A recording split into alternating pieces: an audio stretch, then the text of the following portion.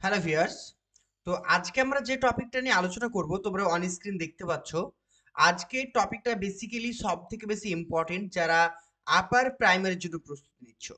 যারা upper primary টেটের জন্য প্রস্তুতি নিচ্ছ তাদের জন্য আজকের ক্লাসটা ইম্পর্টেন্ট। আজকের টপিকটা থাকছে আমাদের ভূমিরূপ নিয়ে। সেই ভূমিরূপ নিয়ে আজকে আমরা আলোচনা করব, নদী ভূমিরূপ। ঠিক আছে? তো যারা নতুন অবশ্যই চ্যানেলটিকে সাবস্ক্রাইব করে রাখো, পাশে থেকে বেল আইকন অবশ্যই ক্লিক করো। চলো, প্রথমে যেটা আমরা জানবো সেটা হচ্ছে কি ভূমিরূপ কাকে বলে বা ভূমিরূপ জিনিসটা কি, এটা একটু আমরা দেখে নিই।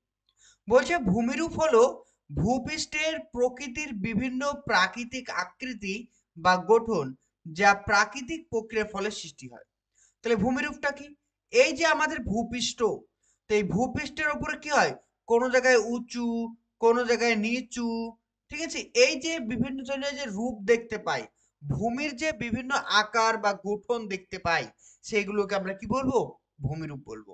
বোঝা গেল?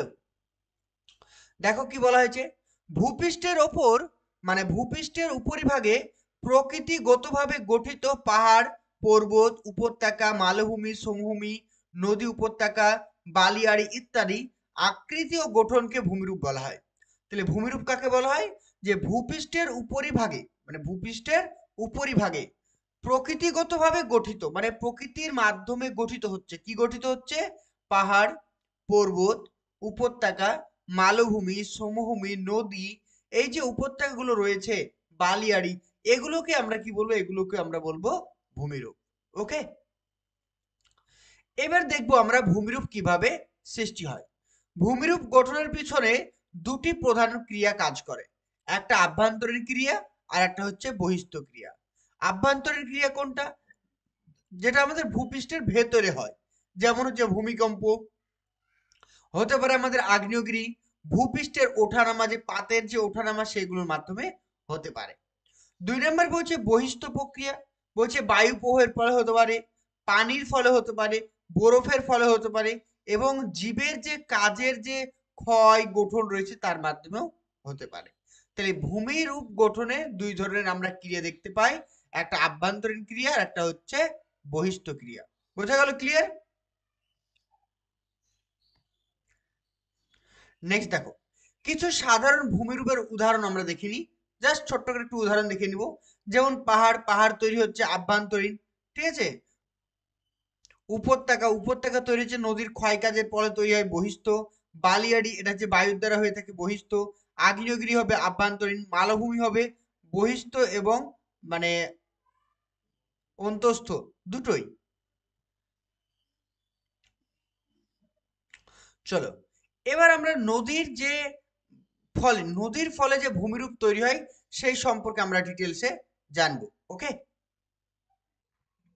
চলো নেক্সট দেখো।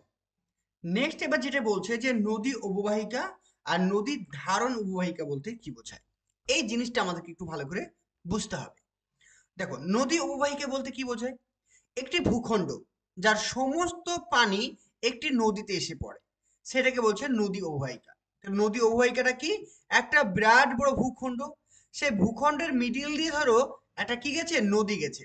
সাপোজ ধরো আমি তোমাদেরকে একটা উদাহরণ দিই বা ছবির সাহায্যে বুঝাই। দেখো, ধরো এই একটা নদী, একটা নদী, হ্যাঁ, একটা নদী। এবার এই নদীর চারিদিকে কি রয়েছে? এইখানে রয়েছে বাড়ি, এখানে বাড়ি, এখানে বাড়ি, বাড়ি বাড়ি বাড়ি, এসব বাড়ি। এই বাড়ি রয়েছে, গাছপালা রয়েছে, সব রয়েছে। এবার ধরো এখানে বৃষ্টি হচ্ছে, বৃষ্টি হচ্ছে, বৃষ্টি হচ্ছে, বৃষ্টি হচ্ছে, বৃষ্টি হচ্ছে, এগুলো সব বৃষ্টি হচ্ছে। এই বৃষ্টির পানি কি হচ্ছে, গড়ে গড়ে গড়ে গড়ে এসে নদীতে পড়ছে। তাহলে এই যে যতটা অঞ্চলের বৃষ্টির জল এই নদীতে এসে মিশে, এই অঞ্চলটাকে কি বলা হয়? নদী অববাহিকা। বোঝা গেল? তাহলে নদী অববাহিকা কি? নদীর যে অঞ্চলের মধ্যে দিয়ে প্রবাহ হয় বা যে অঞ্চলের মধ্যে দিয়ে চলাচল করে, সেই অঞ্চলের জল যদি নদীতে এসে মিশে, সেই অঞ্চলটিকে বলবো নদীর অববাহিকা। ক্লিয়ার? এবার দেখো, এবার এখানে বলছে নদীর ধারণ অববাহিকাটা কি। ধরো এই একটা নদী আর এই একটা নদী। তাহলে নদীর ধারণ মানে কি? নদীর জল ধারণ করে যে জায়গাটা। দেখো, নদীর জল ধারণ করছে কি? এই অঞ্চলটা, এর মধ্যে দিয়ে নদী চলাচল করছে। তাহলে এই যে অঞ্চলটা, এই যে এই অঞ্চলটাকে বলছে নদীর ধারণ অববাহিকা, মানে যে অঞ্চলের মধ্যে দিয়ে নদীর জল চলাচল করে সেই অঞ্চলটাকে বলবো আমরা নদীর ধারণ অববাহিকা। Clear?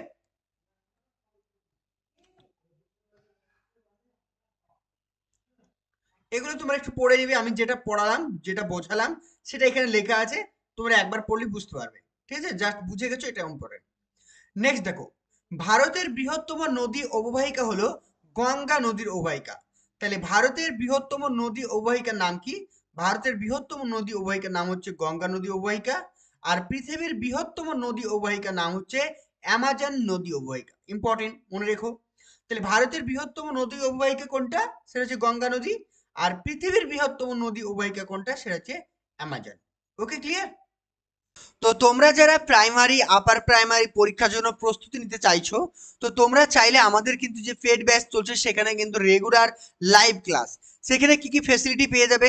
Live class, recording class, daily mock test থাকছে, পিডিএফ নোটস থাকছে, বিভিন্ন রাজ্যের প্রিভিয়াস ইয়ার কোশ্চিন থাকছে, প্রত্যেকটা জিনিস ডিটেলসে এমসিকিউ এবং তার সঙ্গে ব্যাখ্যামূলক সমাধান থাকছে।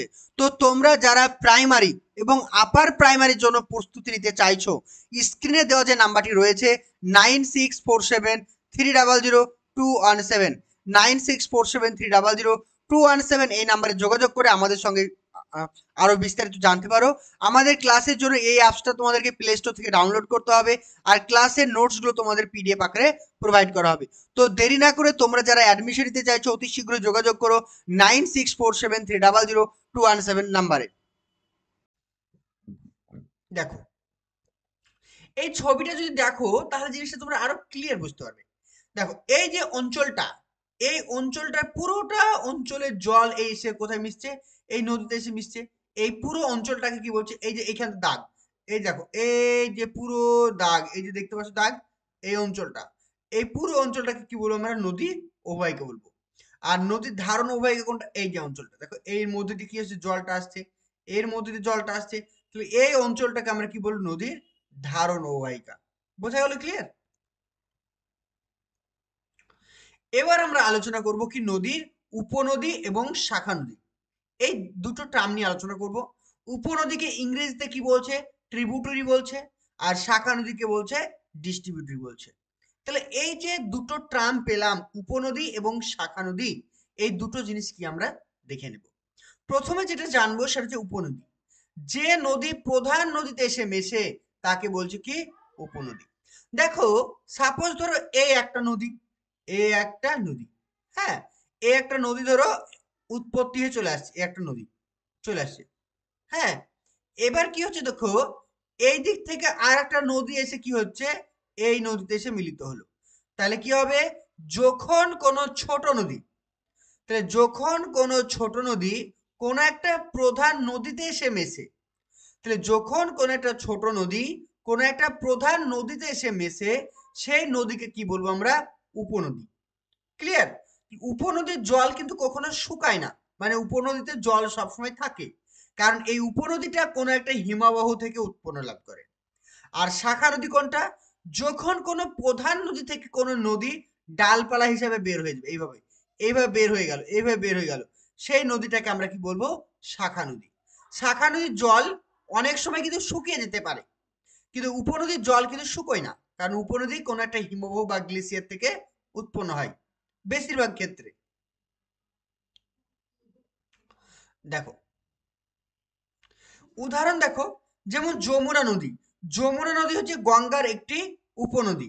আবার দেখো, ভাগীরথী নদী হলো গঙ্গা নদীর একটি শাখা নদী। তাহলে আমরা জানি গঙ্গা নদী কি হচ্ছে?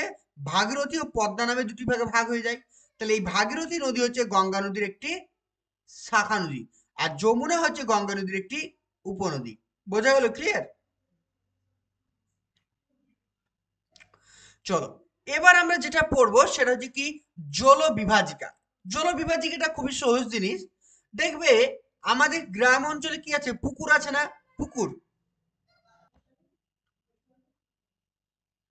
দেখো, বলছে জলবিভাজিকাটা কি? বলছে, ধরো আমরা যে গ্রাম অঞ্চলে বসবাস করি, দেখবে এখানে একটা পুকুর আছে, এখানে একটা কি রয়েছে? পুকুর, মানে পন্ড। এখানে একটা পুকুর রয়েছে, আর এখানেও ধরো একটা পুকুর আছে, এখানে একটা পুকুর। আর মিডিল দিয়ে কি হচ্ছে একটা রাস্তা আছে, মানে পুকুরের পাড় আছে, দুই দিকে পুকুর, মিডিল বরাবর একটা পুকুরের পাড় আছে। এই যে পুকুরের পাড়, এই পুকুরের পাড়টা কি করছে, দুটো পুকুরকে ডিভাইড করছে, মানে আলাদা করেছে।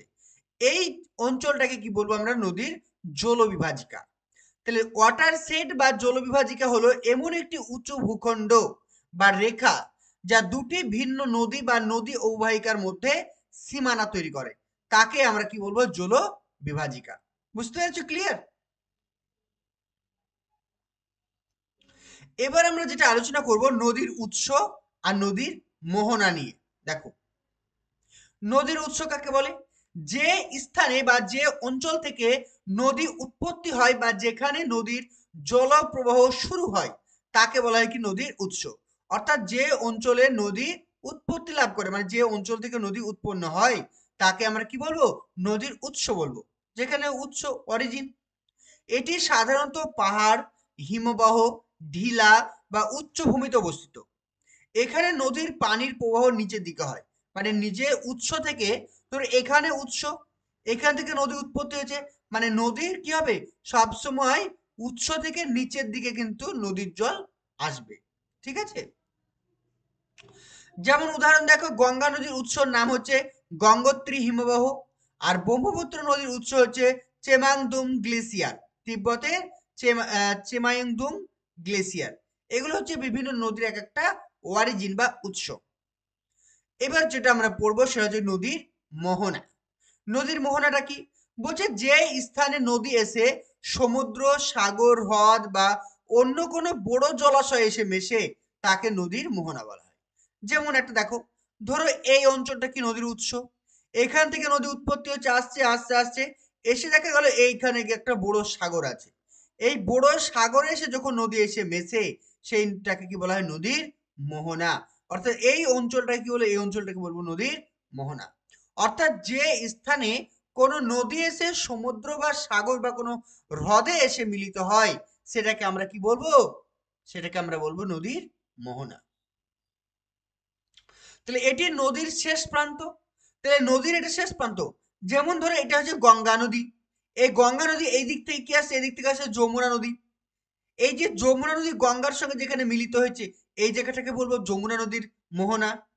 অর্থাৎ একটা নদী যখন আর একটা বড় জলাশয়, হ্রদ, সাগর, সমুদ্রের সঙ্গে মিলিত হবে সেটাকে আমরা কি বলবো, নদীর মোহনা। অনেক সময় মোহনায় নদী বিভিন্ন শাখায় বিভক্ত হয়। তো নদীর মোহনাতে গিয়েও কিন্তু নদী এইভাবে বিভক্ত হয়ে যেতে পারে। দেখো, গঙ্গার মোহনা, সুন্দরবন উপকূলবর্তী এলাকা যেখানে গঙ্গা বঙ্গোপসাগরে পতিত হয়। ঠিক আছে? যেমন গঙ্গার মোহনাটা কি রয়েছে, যেখানে সুন্দরবন নদী তৈরি হয়েছে আর এটা বঙ্গোপসাগরে এসে মিলিত হয়েছে। যমুনার মোহনা গঙ্গার সঙ্গে মিশে যাওয়ার স্থান, মানে গঙ্গা যমুনার সঙ্গম যেটা বলছে, যেটা আমি তোমাদেরকে এতক্ষণ বললাম। এবার আমরা যেটা পড়বো সেটা হচ্ছে নদীর উপত্যকা। নদীর উপত্যকা কি?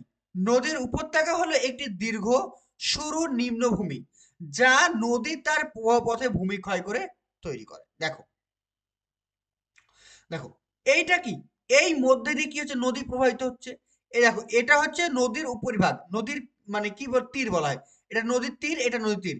এবার এই যে গভীর ভাবে চলে আসছে, এই যে গভীর, এই এর মধ্যে দিয়ে জল আসছে, এই অংশটাকে কি বলছে, এই অংশটাকে বলছে নদীর কি, বলো বলো বলে ফেলো, উপত্যকা। বলছে নদীর উপত্যকা হলো একটি দীর্ঘ সরু নিম্নভূমি যা নদী তার প্রবাহ পথে ভূমিক্ষয় মানে করে তৈরি করে। অর্থাৎ এই অঞ্চলটাকে বলছে নদীর উপত্যকা। ঠিক আছে? নদীর উপত্যকা সাধারণত দুই রকমের হয়ে থাকে। একটা হচ্ছে কি ভি আকৃতির উপত্যকা, আর একটা হচ্ছে আই আকৃতির উপত্যকা। দেখো, এটা দেখ, ভালো করে যদি আমরা ছবিটা উল্লেখ করে দেখি তাহলে জিনিসটা আরো বেশি ক্লিয়ার হবে। দেখো, এই যে অঞ্চলটা, এই দেখো এই অঞ্চলটা কিরকম দেখতে, এই অঞ্চলটা হচ্ছে ভি এর মতো দেখতে, তাই এটা ভি আকৃতি উপত্যকা। আর এই অঞ্চল দেখো, এই অংশটা এরকম ছিল, এরকম ছিল, আর এই অংশটা কি রয়েছে, এরকম, এরকম। এটা আয় আকৃতির উপত্যকা বলবো, বা অনেক সময় আমরা কিন্তু ইউ আকৃতির উপত্যকাও বলে থাকি।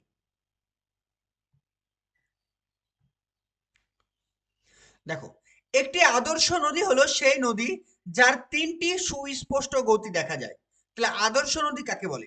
আদর্শ নদী বলতে বোঝাচ্ছে তিনটি সুস্পষ্ট গতি দেখা যায়, যেমন হচ্ছে উচ্চ গতি, মধ্যগতি এবং নিম্ন গতি। তাহলে যে নদীর তিনটি গতি প্রবাহ দেখা যায় তাকে আমরা কি বলবো বলো? তাকে আমরা বলবো আদর্শ নদী। একটা হচ্ছে নদীর উচ্চ গতি, দুই হচ্ছে নদীর মধ্যগতি, তিন নাম্বার হচ্ছে নদীর নিম্ন গতি। অর্থাৎ কি, উচ্চ গতি হচ্ছে নদীর পার্বত্য অঞ্চল, মধ্যগতি হচ্ছে নদীর সমভূমি অঞ্চল, আর নিম্ন গতি হচ্ছে নদীর বদ্বীপ প্রবাহ, মানে যেখানে নদীর মোহনার কাছাকাছি অঞ্চল। গঙ্গা হচ্ছে একটি আদর্শ নদীর উদাহরণ, এগুলো ভালো করে মনে রাখো। চলো এবার গঙ্গা নদীর আমরা গতিপথ সম্পর্কে একটু পড়ে নিই। বলছে গঙ্গা নদী, এটা ভুল আছে টাইপিং, এটা গঙ্গা হবে। ওকে, এটা কি হবে? এটা কি হবে? এটা গঙ্গা হবে। তাহলে গঙ্গা নদীর উৎস হলো গোমুখ গুহা থেকে, মানে গঙ্গা নদী যেখানে উত্তরাখণ্ডের মানে গোমুখ গুহা থেকে উৎপত্তি লাভ করেছে, সেখান থেকে হরিদ্বার পর্যন্ত এটা হচ্ছে নদীর পার্বত্য প্রবাহ। মানে গঙ্গা নদীর পার্বত্য প্রবাহ কোনটা? মানে উৎস থেকে হরিদ্বার পর্যন্ত। আর হরিদ্বার থেকে বিহারের রাজমহল পাহাড় পর্যন্ত গঙ্গা নদীর হচ্ছে মধ্য প্রবাহ। এবং রাজমহল পাহাড় থেকে মোহনা পর্যন্ত এই যে নদীর, এটা হচ্ছে নিম্ন প্রবাহ। মুর্শিদাবাদের ধুলিয়ানের কাছে এসে গঙ্গা নদী দুটি শাখায় বিভক্ত হয়েছে। প্রধান শাখা যেটা হচ্ছে পদ্মা নামে বাংলাদেশের মধ্যে দিয়ে গেছে, আর আরেকটি শাখা রয়েছে যেটা ভাগীরথী হুগলি নামে পশ্চিমবঙ্গের মধ্যে দিয়ে প্রবাহিত হয়ে বঙ্গোপসাগরে এসে পড়েছে। ক্লিয়ার? ভারত ও পৃথিবীর উল্লেখযোগ্য নদীসমূহ দেখে নিই আর একটু। ভারতের দীর্ঘতম নদীর নাম হচ্ছে গঙ্গা, যার মোট দৈর্ঘ্য হচ্ছে 2525 কিলোমিটার, যেটা ভারতের দৈর্ঘ্য হচ্ছে 2071 কিলোমিটার। দক্ষিণ ভারতের দীর্ঘতম নদীর নাম হচ্ছে গোদাবরী নদী, যেটা 1465 কিলোমিটার। লুনি, তারপর হচ্ছে কি লুনি, ঘাগর, রূপনগর, মেধা ভারতের অন্তবাহী নদী। তাহলে ভারতের কয়েকটা অন্তবাহী নদীর নাম কি? লুনি, ঘাগর, রূপনগর, মেধা, এরা হচ্ছে ভারতের অন্তবাহিনী নদী। পৃথিবীর দীর্ঘতম নদীর নাম কি? পৃথিবীর দীর্ঘতম নদীর নাম হচ্ছে নীলনদ, যেটা দৈর্ঘ্য হচ্ছে 6853। তোমাদের মনের মধ্যে একটা প্রশ্ন হতে পারে যে স্যার অন্তর্বাহী নদী কি? অন্তর্বাহী নদী হচ্ছে যে সমস্ত নদীগুলো উৎপত্তি হয়ে কোনো বড় নদী বা কোনো সমুদ্র বা কোনো হ্রদে এসে মিলিত হয় না, তার প্রবাহ পথে এসে বিলীন হয়ে যায়। ধরো কোনো একটা নদী এখানে উৎপত্তি হয়েছে, ধরো এখানে একটা উৎপত্তি হলো, নদী আস্তে আস্তে আস্তে আস্তে এখানে এসে জল কিন্তু শুকিয়ে গেল, এই নদীটাকে আমরা কি বলবো? অন্তর্বাহিনী নদী। যেমন লুনি, ঘাগর, রূপনগর, মেধা, এগুলো। তো তোমরা যারা প্রাইমারি আপার প্রাইমারি পরীক্ষার জন্য প্রস্তুতি নিতে চাইছো, তো তোমরা চাইলে আমাদের কিন্তু যে পেড ব্যাচ চলছে সেখানে কিন্তু রেগুলার লাইভ ক্লাস, সেখানে কি কি ফেসিলিটি পেয়ে যাবে? Live class, recording class, daily mock test থাকছে, পিডিএফ নোটস থাকছে, বিভিন্ন রাজ্যের প্রিভিয়াস ইয়ার কোশ্চিন থাকছে, প্রত্যেকটা জিনিস ডিটেলসে এমসিকিউ এবং তার সঙ্গে ব্যাখ্যামূলক সমাধান থাকছে। তো তোমরা যারা প্রাইমারি এবং আপার প্রাইমারির জন্য প্রস্তুতি নিতে চাইছো, স্ক্রিনে দেওয়া যে নাম্বারটি রয়েছে 9647300217, 9647300217, এই নাম্বারে যোগাযোগ করে আমাদের সঙ্গে আরো বিস্তারিত জানতে পারো।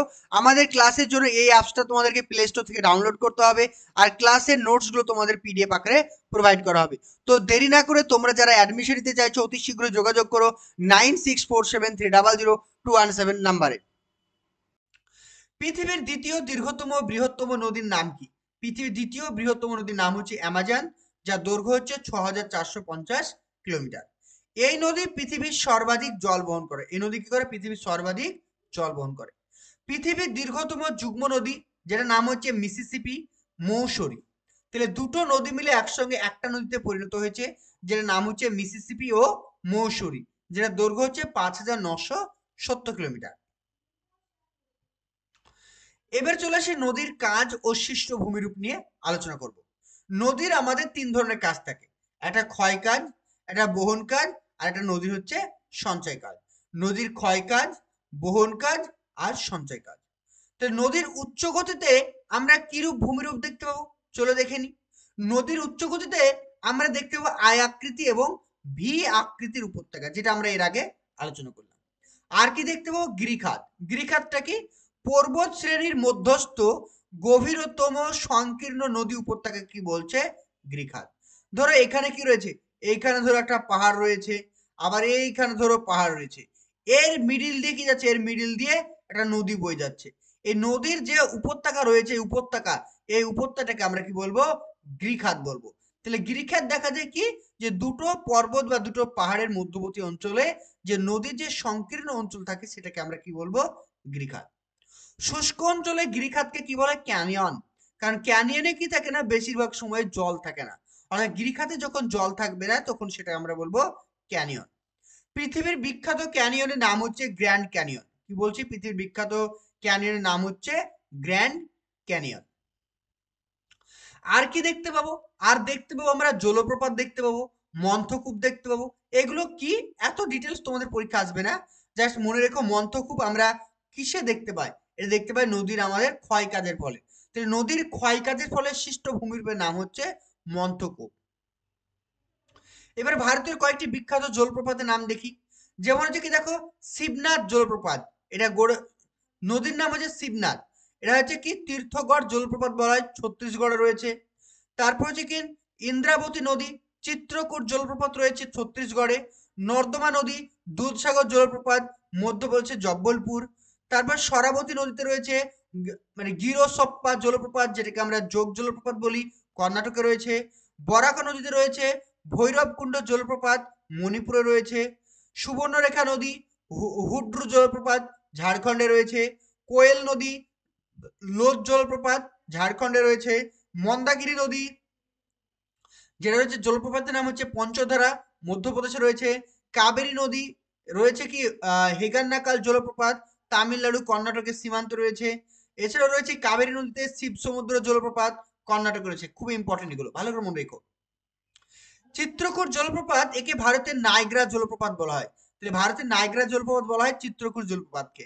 আর দুধসাগর জলপ্রপাতের যে ধোঁয়া, সে ধোঁয়াটা দুধের মতো, এটা গোয়াতে রয়েছে, ঠিক আছে, মন্ডবী নদীতে রয়েছে দুধসাগর জলপ্রপাত।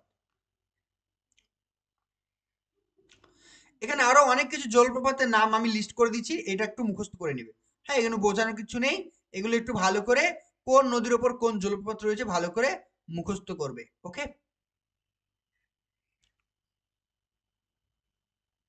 দেখো এখানে ভারতের সব থেকে উঁচু জলপ্রপাত নাম লেখা রাখা আছে, সবগুলো লিখে দিচ্ছি, একটু ভালো করে পড়ে নিও তাহলেই হবে। দেখো, ভারতের বৃহত্তম জলপ্রপাতের নাম, ভারতের বৃহত্তম বা উচ্চতম জলপ্রপাত হচ্ছে কুঞ্চিকল। মাথায় রাখবে কি জলপ্রপাত? কুঞ্চিকল।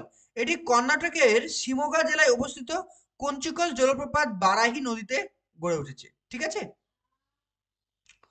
চলো নেক্সট দেখো, এবার যেটা আলোচনা করব সেটা হচ্ছে কি মধ্য নিম্ন গতিতে নদীর সঞ্চয় কাজের ফলে সৃষ্টি। এতক্ষণ আমরা পড়লাম নদীর ক্ষয় কাজের ফলে সৃষ্টি ভূমিরূপ। এবার আমরা কি পড়বো? নদীর সঞ্চয় কাজ। প্রথমে যেটা পড়বো সেটা হচ্ছে কি পোলল শঙ্কু।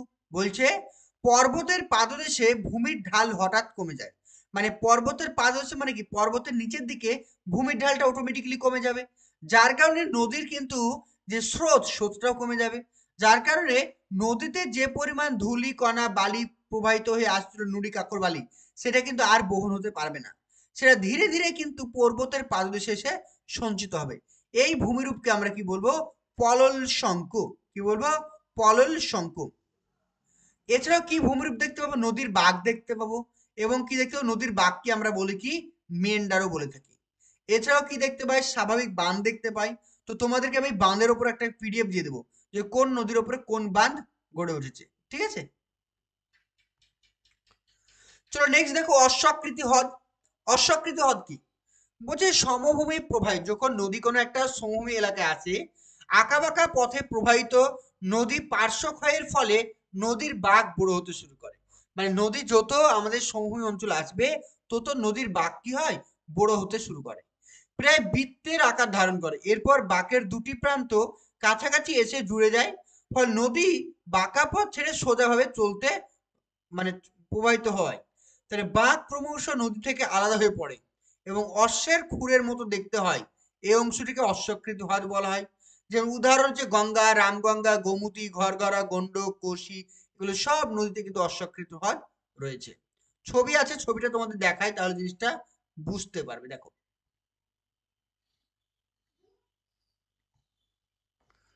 দেখো, প্রথমে যে নদীটা প্রবাহিত হচ্ছিল এইভাবে, প্রথমে এই নদীটা প্রবাহিত এইভাবে হচ্ছিল, তারপর ধীরে ধীরে এই বাঁক হচ্ছে।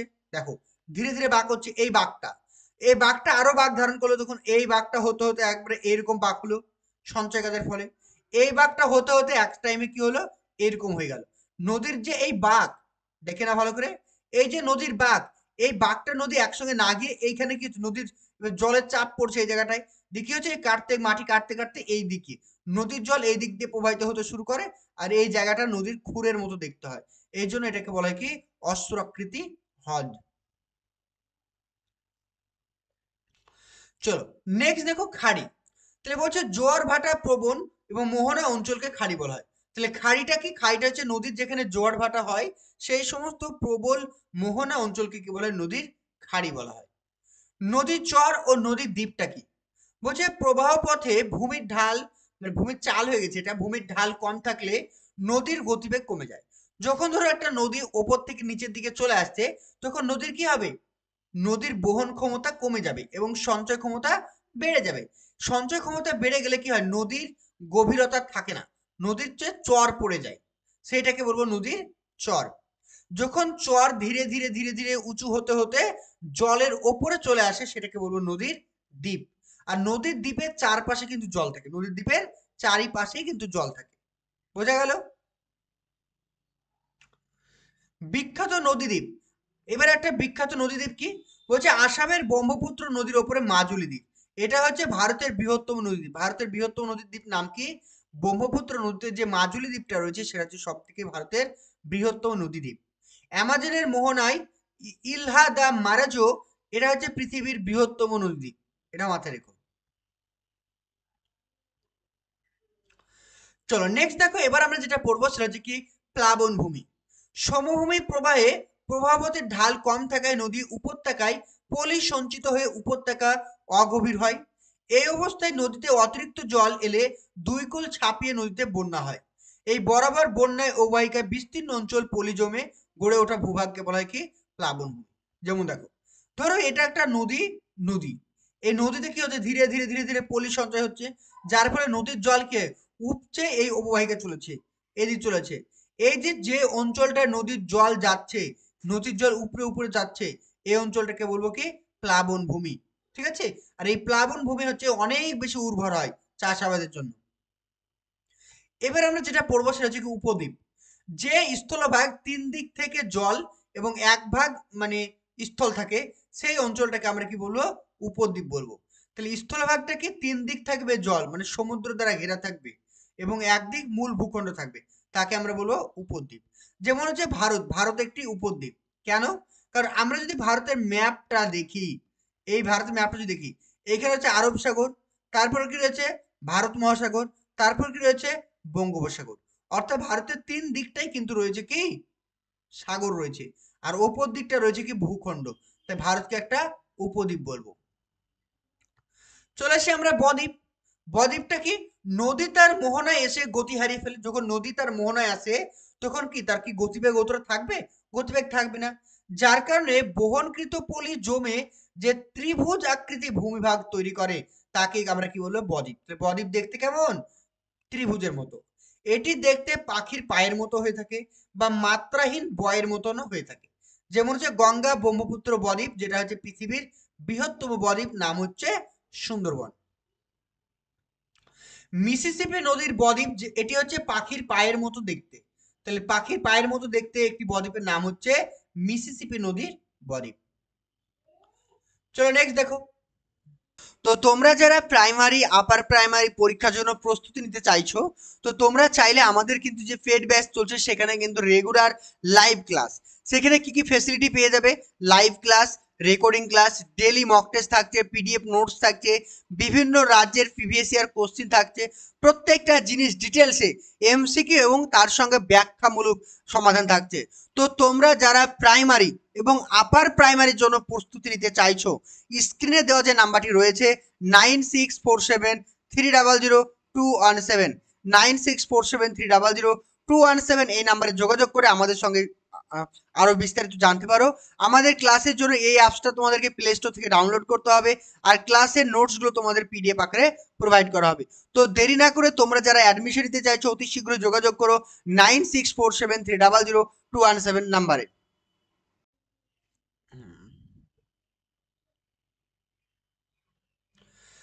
নেক্সট হচ্ছে কি সুন্দরবন। গঙ্গা পদ্মা, মেঘনার। কি হচ্ছে? গঙ্গা, পদ্মা, মেঘনার সক্রিয় বদ্বীপ অঞ্চল সুন্দরবন, পৃথিবীর বৃহত্তম নদী একটা। ঠিক আছে?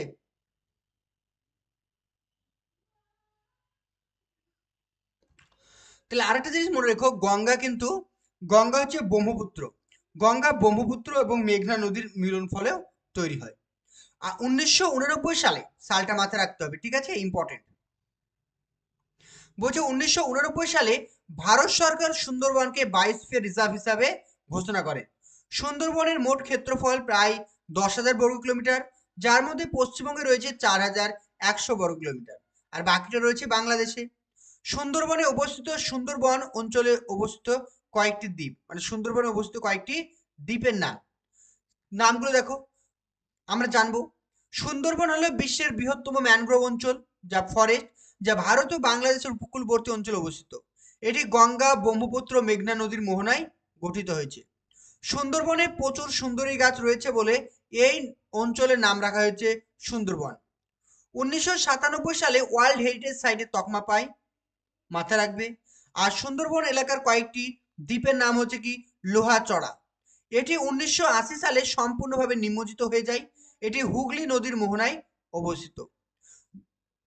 তারপর দেখো 2019 সালে মানে সুন্দরবন রামসর সাইটের তকমা পায়, এটা মাথায় রেখো। আর একটা নদীর দ্বীপটা কি? নদীর দ্বীপ হচ্ছে ঘোড়ামারা। এটি কলকাতা থেকে 150 কিমি দূরে অবস্থিত। এই মানে দ্বীপটির বেশিরভাগ অংশ নিমজ্জিত হয়েছে, বর্তমানে এটি লিপ্তপ্রায়। তার নেক্সট দেখো নিউমুর দ্বীপ। 1970 সালে ভোলা নামক সাইক্লোনে আসার পর এটি উত্থিত হয়, কিন্তু কিছুদিন পর আবার নিমজ্জিত হয়ে যায়। এটি হাড়িভাঙা নদীর মোহনা থেকে 2 কিমি দূরে অবস্থিত। এই দ্বীপটি জনহীন দ্বীপ। এই দ্বীপটি কি? এই দ্বীপটি হচ্ছে, বানান অনেক ভুল আছে, ঠিক আছে? এই দ্বীপটি হচ্ছে জনহীন, এখানে কিন্তু কোনো রকম মানুষ বসবাস করে না, কিন্তু এখানে প্রাকৃতিক গ্যাস ও খনিজ তেল পাওয়ার জন্য অনেকটাই প্রসিদ্ধ। মাথায় রাখবে এগুলো পয়েন্টগুলো। তো টোটাল আজকে আমরা নদীর যে সমস্ত ক্ষয়কার্য, নদীর ভূমিরূপ নিয়ে আলোচনা করলাম। নেক্সট ক্লাসে আমি তোমাদের হিমবাহ, বায়ুপ্রবাহ সমস্ত কিছু নিয়ে আলোচনা করব, ঠিক আছে? তো তোমরা শুধুমাত্র ইউটিউবে ক্লাস করলে হবে না, ফ্রি ক্লাস। তো তোমরা কিন্তু যারা আমাদের কোর্সে অ্যাডমিশন নিতে চাইছো, এখন ফিস খুবই কম, একদম ফিস তোমাদের জন্য খুবই কম রাখা আছে। তো তোমরা যারা অ্যাডমিশন নিতে চাইছো, আমাদের কিন্তু প্রাইমারি এবং আপার প্রাইমারি দুটো কোর্স চলছে। যারা অ্যাডমিশন নিতে চাইছো, এই যে 9647300217 এই নাম্বারে যোগাযোগ করে আমাদের কোর্সে অ্যাডমিশন নিয়ে নাও, ঠিক আছে? আর যা যা ইনফরমেশন জানার দরকার এই নাম্বারে ফোন করলে বা হোয়াটসঅ্যাপ করলে জানতে পারবে। চলো, গুড নাইট।